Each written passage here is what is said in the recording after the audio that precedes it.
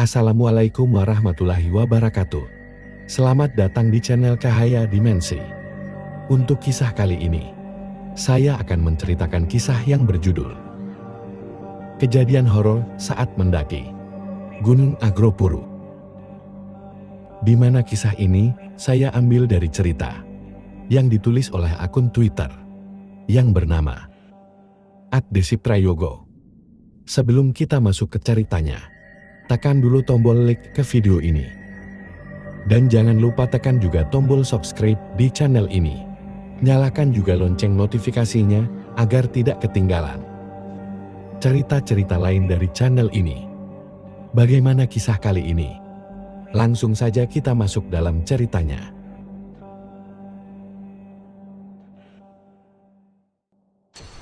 Kali ini, sebuah cerita horor pendakian yang dialami oleh narasumber bernama Mas Teguh beserta kelima temannya.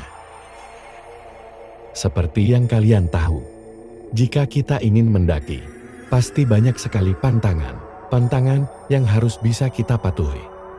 Apabila pantangan-pantangan itu kita abaikan, bisa jadi nyawa kita dalam bahaya. Ya, seperti halnya dengan sebuah peribahasa, di mana bumi dipijak, disitulah langit dijunjung. Pendakian yang Mas Teguh pikirkan akan menjadi sebuah pendakian yang menyenangkan, justru malah berubah menjadi sebuah pendakian yang paling menegangkan sepanjang sejarahnya mendaki gunung di Indonesia. Tahun 2018, Mas Teguh bersama kelima temannya memutuskan mendaki untuk memberikan surprise kepada temannya yang sedang berulang tahun. Nanti rencananya akan dibuat dalam bentuk video selama mereka berenam sudah sampai di puncak. Terus video itu akan dikirim kepada teman mereka yang sedang ulang tahun. Setelah deal dengan ADA tersebut, Mas Teguh dan masing-masing temannya mulai mencari cara untuk izin bolos kuliah di hari tersebut. Awalnya yang niat berangkat itu ada 10 orang, termasuk Mas Teguh. Akan tetapi, ketika hendak mendekati tanggal yang sudah ditentukan, ternyata yang bisa hanya 6 orang, termasuk Mas Teguh. Gunung yang menjadi tujuan mereka adalah Gunung Argopuro yang terletak di daerah Jawa Timur. Gunung Argopuro ini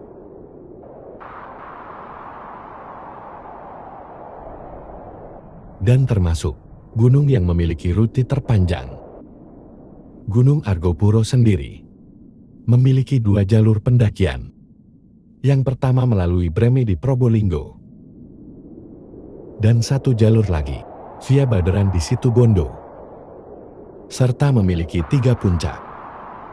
Ada Puncak Rengganis, Puncak Arca, dan Puncak Argopuro, yang konon katanya merupakan puncak tertinggi. Mitosnya walau menyajikan pemandangan yang indah tetapi Gunung Argopuro juga tidak luput dari berbagai kisah mistis yang menyelimutinya. Kembali ke kisah Mas Teguh dan kawan-kawannya. Aku sebutkan dulu satu persatu rombongan Mas Teguh yang fix berangkat ke Argopuro. Mas Ridwan, Mas Bambang Bakdela Bakdina, dan Mas Tirul. Jadi 4 cowok dan 2 cewek. Sedangkan Mas Teguh dan Mas Tirul ditunjuk sebagai leader selama perjalanan mendaki di Gunung Argopuro. Pasalnya, kedua orang ini sudah lumayan sering naik ke gunung tersebut. Jadi mereka tidak perlu menyewa porter ataupun guide. Setidaknya Mas Teguh dan Mas Tirul sudah paham dengan jalur pendakiannya. Ke-6 orang ini akhirnya memutuskan untuk mendaki melalui jalur via Bremi Probolinggo. Karena kalau melewati jalur tersebut, setidaknya lelah mereka sedikit terobati. Soalnya pemandangannya begitu cantik. Selain itu titik persediaan air cukup banyak. Intinya jalur ini merupakan jalur favorit. Dirasa semua persiapan sudah beres. Mereka pun hanya tinggal menunggu hari keberangkatan. Hari yang ditunggu pun tiba. Keenam orang ini berangkat dari kota Surabaya, naik bis dari Terminal Bungurasi, menuju ke Terminal Probolinggo. Berapa jamnya lupa. Yang jelas dari Surabaya itu pagi jam 7. Dan tiba di Probolinggo sekitar jam 13 siang. Dari Terminal Probolinggo, mereka lanjutkan kembali perjalanan menggunakan bis Akas kecil untuk menuju ke Breme. Tidak terlalu lama kemudian, mereka sampai di depan kantor polisi Krucil. Gunung Artopuro ini sendiri tidak memiliki basekam. Jadi kalau mau melakukan perizinan, orang-orang harus melapor ke kantor polisi Krucil. Selesai dengan segala macam perizinan, akhirnya mereka pun mulai melakukan pendakian. Sekarang kita masuk ke alur pendakian Mas Teguh dan teman-temannya. Start jam 15. Ke-6 orang ini mulai berjalan dari kantor polisi Krucil untuk menuju ke Danau Taman Hidup. Estimasi yang seharusnya mereka tempuh setidaknya kurang lebih 4 jam perjalanan. Ternyata itu semua berubah saat Mbak Dila tahu-tahu mengeluhkan sesak nafas. Mereka kira dia hanya kelelahan biasa. Ternyata Mbak Dila sendiri punya penyakit asma, tapi dia sengaja tidak memberitahu teman-temannya. Alasannya supaya dia tetap diberi izin untuk ikut mendaki. Berhubung sudah terlanjur, jadi ya sudahlah. Alhasil perjalanan mereka kerap banyak berhentinya. Mereka sih tidak masalah. Toh keselamatan bersama jauh lebih penting. Awalnya yang dikira hanya butuh kurang lebih 4 jam perjalanan untuk menuju danau tersebut, malah molor jadi 5,5 jam perjalanan. Pas tiba di danau itu, sudah sekitar 20 lebih 30 menit. Dan suasana gelap. Juga dingin sekali. Karena sudah malam. Dan tidak memungkinkan untuk melanjutkan perjalanan. Apalagi, ada salah satu teman mereka yang kondisinya seperti itu. Akhirnya semua orang memutuskan untuk bermalam dan menggelar tenda di area sekitar danau Taman Hidup. Sambil ditemani dinginnya malam dan cahaya api unggun. Masing-masing orang terlihat saling tolong-menolong mendirikan tenda. Tak ada siapapun di sana selain 6 orang sekawan ini. Selesai tenda berdiri, mereka langsung menyalakan kompor untuk memasak mie. Soalnya perut mereka semua pada kelaparan. Sekitar 23 lebih 30 menit. Semua orang memutuskan untuk tidur. Supaya keesokan harinya, mereka bisa melanjutkan kembali perjalanan ke puncak. Mas Teguh yang setenda dengan Mas Bambang ini sama-sama tidak bisa tidur. Sedangkan teman-temannya yang lain sudah pada tidur semua. Karena masih ada sedikit sinyal di HP, Mas Teguh coba memutar beberapa video di YouTube. Tentunya video seputaran pendakian yang dia tonton bersama Mas Bambang. Siapa tahu dengan menonton video ini, keduanya bisa mengantuk dan segera tidur. Saat scroll-scroll YouTube, Mas Teguh tidak sengaja menemukan video seputar kejadian mistis pengalaman seseorang saat mendaki Gunung Argopuro. Tidak ada firasat apa-apa sebenarnya.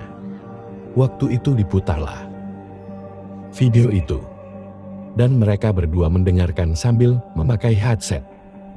Saat mendengarkan video itu, entah kenapa vibrasinya malah berubah jadi makin mencekam. Mas Teguh bersaksi kalau tubuhnya tahu-tahu jadi merinding tanpa sebab.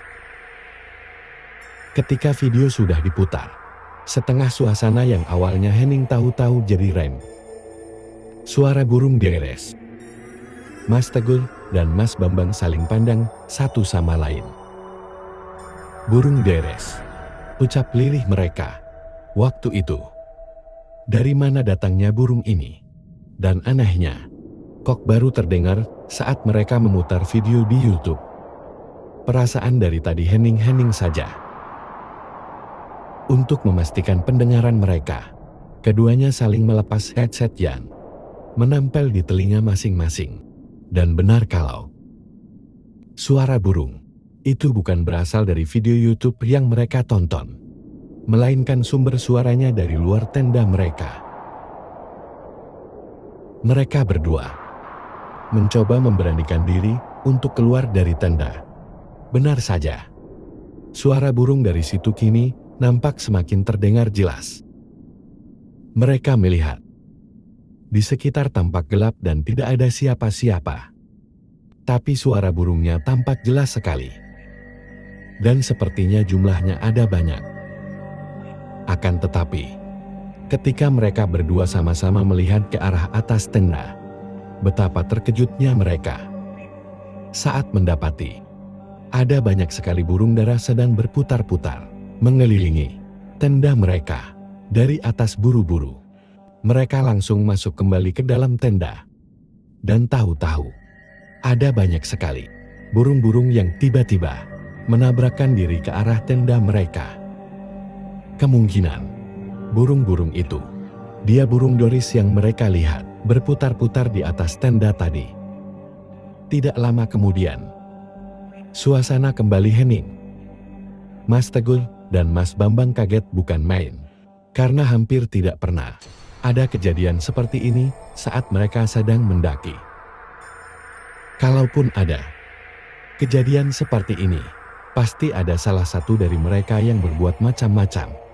Atau bisa jadi kepancing gara-gara mereka pada waktu itu sedang menonton video horor di waktu yang tidak tepat. Entahlah mereka enggan berasumsi dan memilih untuk mematikan ponselnya lalu mencoba tidur. Dengan harapan, apa yang terjadi di malam itu hanya sebatas firasat mereka saja dan tidak berdampak apa-apa dalam perjalanan mereka. Keesokan paginya, sekitar jam 4, ada yang membangunkan mereka. Salah satu teman mereka teriak-teriak dari luar tenda. Mas Teguh maupun Mas Bambang langsung keluar tenda. Dilihatnya Mbak Dila sudah dalam posisi yang aneh. Dia mengeram layaknya seekor harimau. Matanya melotot tapi tampak kosong. Terlihat juga Mas Tiwul kesakitan di pinggir tendanya. Saat Mas Bambang samperin, ternyata tangan Mas Tiwul berdarah karena luka cakaran Mbak Dela. Katanya berniat mau menolong. Malah dicakar-cakar seperti itu. Mas Teguh coba bertanya, penyebab awalnya kenapa? Kepada Mbak Dina. Secara Mbak Dina lah yang tidur setenda dengan Mbak Dela. Mbak Dina hanya menjawab dengan gelangan kepala. Tapi dari semalam Mbak Dela mengeluhkan, pundaknya seperti berat sekali dan berkali-kali mengeluhkan capek. Mbak Dina tidak terlalu menghiraukan karena dia sendiri juga mengantuk dan capek.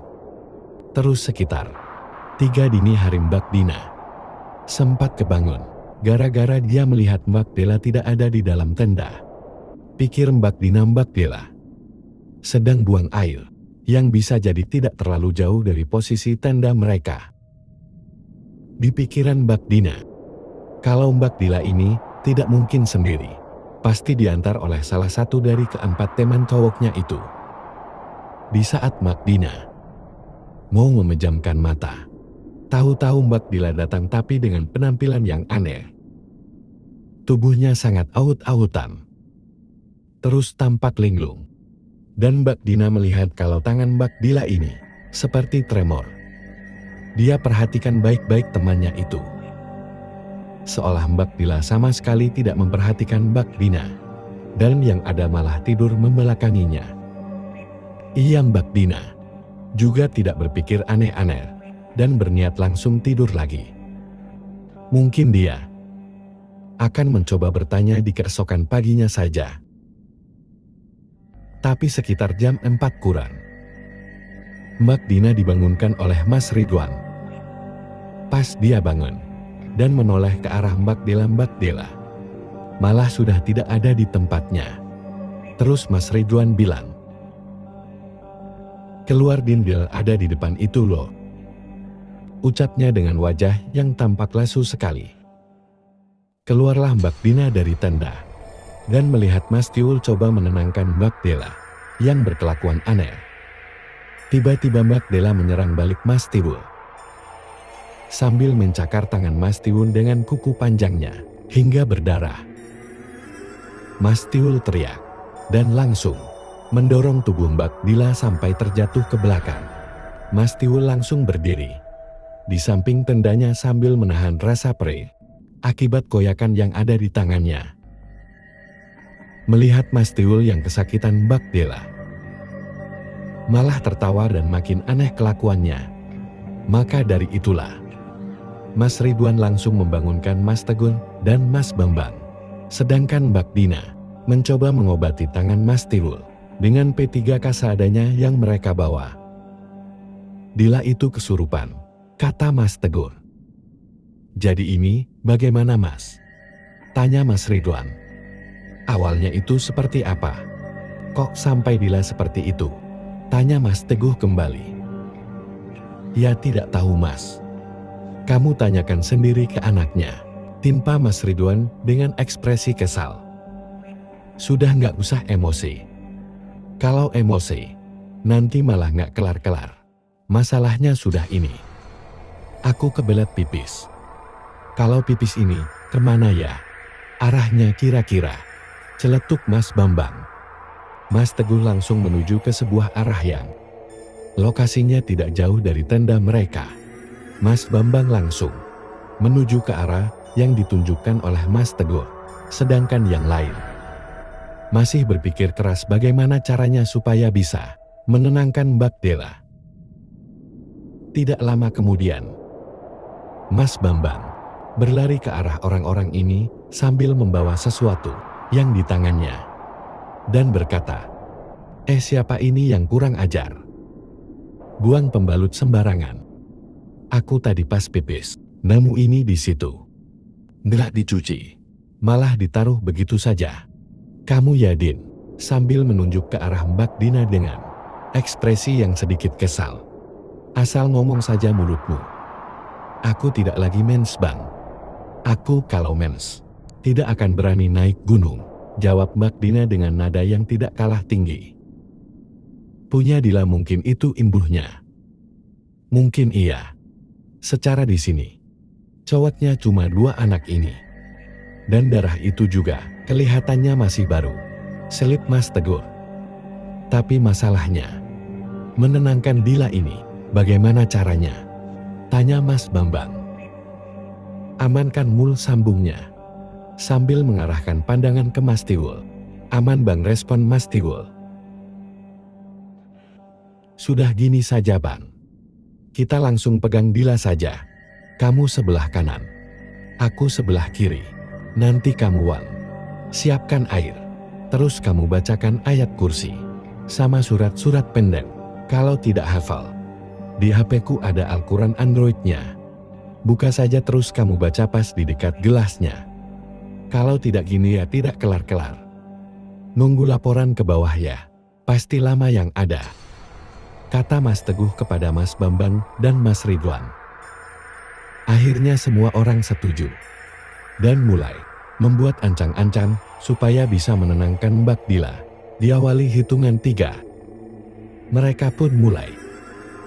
Ketika hitungan sudah mencapai angka 1, terlihat Mbak Dila meronta-ronta dengan matanya yang melotot. Kerudungnya sampai terlepas dan bajunya sudah tidak karuan. Mbak Dela langsung dibawa mendekat ke tendanya. Dan setelah itu diminumkan air yang sudah dibaca-bacakan oleh Mas Ridwan.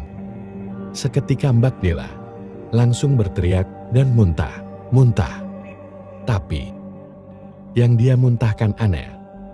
Ada belatung kecoa disertai lendir berwarna hijau. Semua orang sampai mual melihatnya. Setelah itu Mbak Dila langsung pingsan. Beberapa orang yang membersihkan muntahan Mbak Dila sedangkan yang lainnya menyiapkan sarapan untuk semuanya. Sekitar jam 7:30 pagi, Mbak Dila akhirnya sadar dari pingsannya.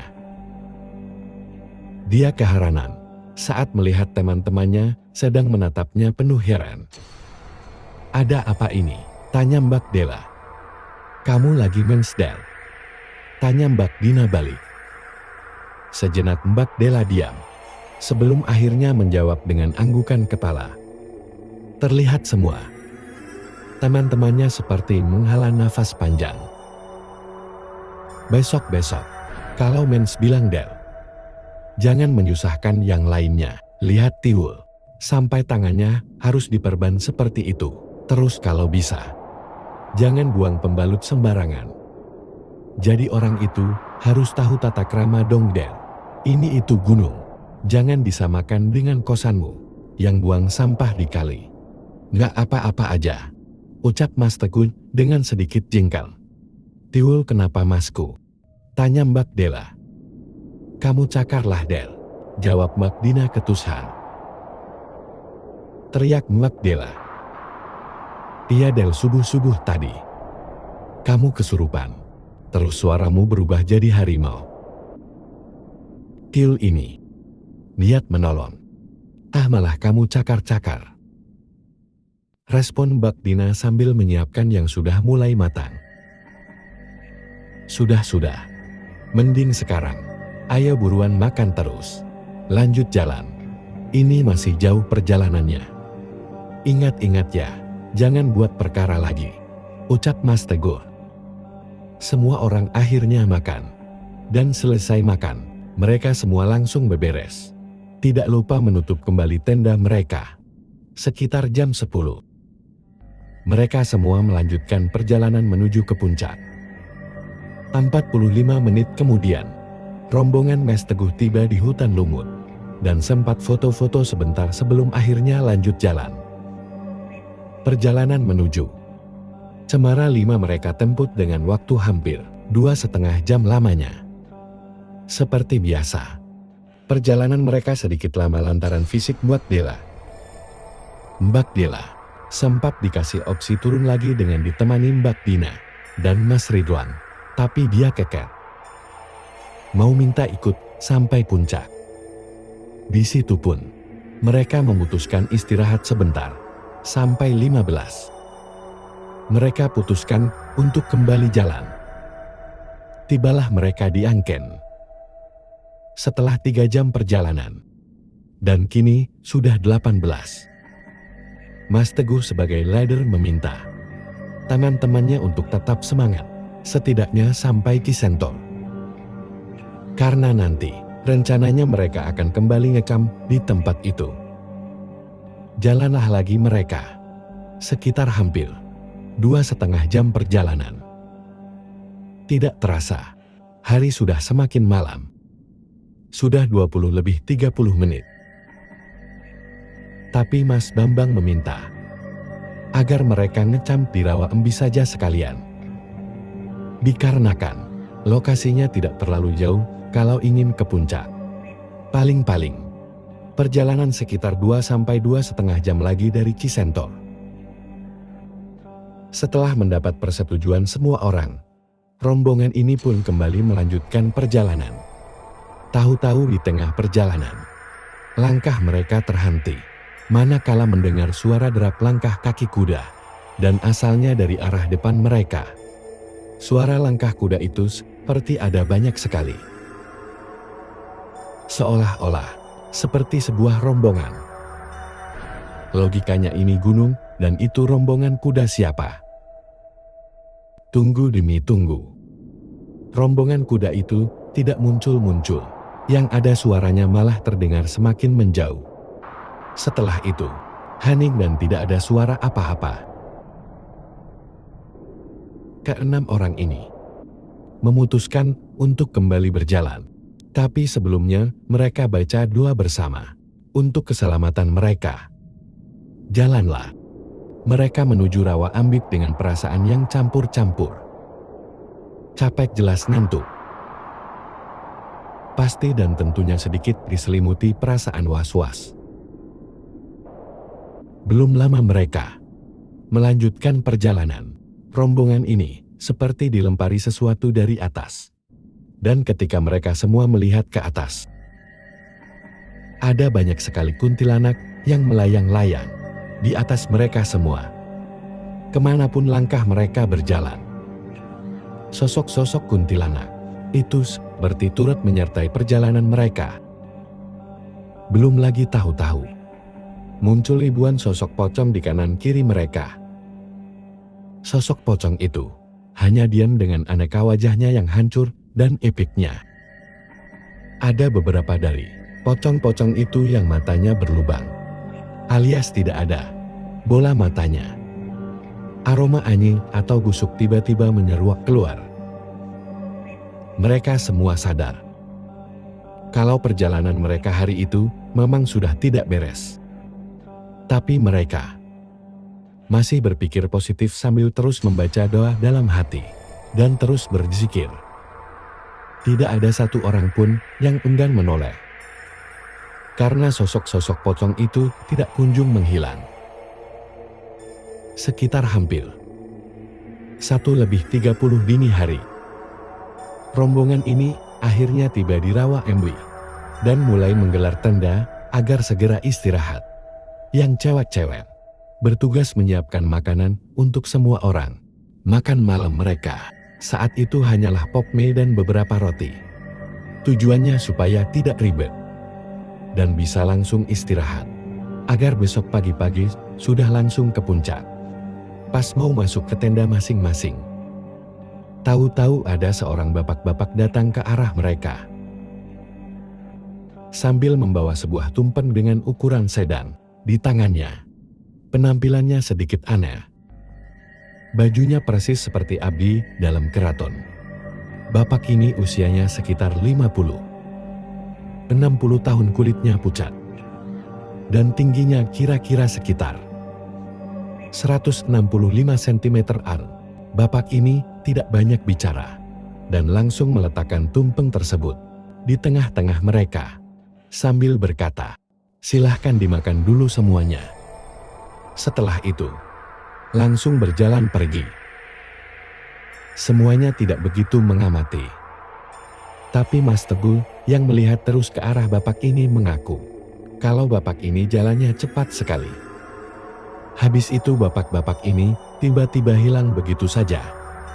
Langsung kaget Mas Teguh di situ. Di saat teman-temannya mencoba positive thinking dan mau memakan tumpeng itu, Mas Teguh langsung berteriak, "Jangan ada yang makan tumpeng ini. Ayo buruan masuk di tenda masing-masing. Terus tidur. Pokoknya jangan ada yang makan ini." Langkah Mas Teguh yang masuk ke dalam tenda langsung diikuti oleh teman-temannya yang lain. Soalnya teman-temannya ini percaya kalau Mas Teguh orangnya bisa dibilang punya kepekaan dengan sesuatu yang di luar nalar manusia. Bisa jadi apa yang diucapkan Mas Teguh merupakan peringatan yang memang harus dipatuhi oleh teman-temannya. Makanya teman-temannya memutuskan untuk langsung tidur dan sama sekali tidak ada yang makan nasi tumpeng tersebut. Keesokan paginya, 4:30 menit, semua orang ternyata sudah bangun dan terlihat keluar tenda masing-masing. Karena mereka semua berniat untuk ke puncak. Pagi itu juga dengan meninggalkan tenda mereka di situ. Pasalnya, mereka sepertinya akan ngecamp sehari lagi di sana sebelum memutuskan untuk turun.